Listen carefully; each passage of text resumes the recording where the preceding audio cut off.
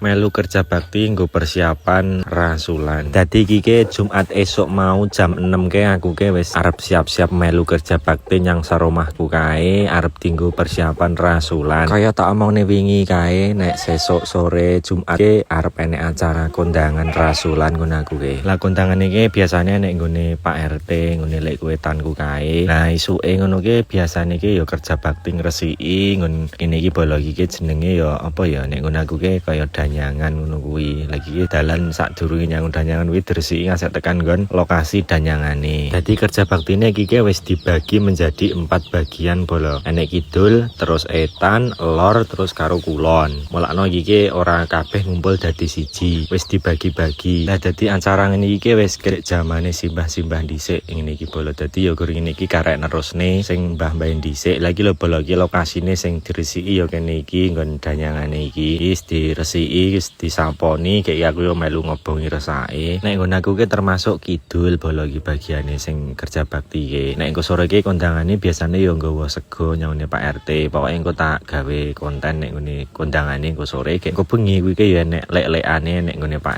RT yo engko ki biasane nek mangan-mangane barang. Iki wis rampung teke kerja bakti yo leran sik karo udut-udut sik iki. Iki bapake ora udut bolo, gur aku dhewe sing udut ki.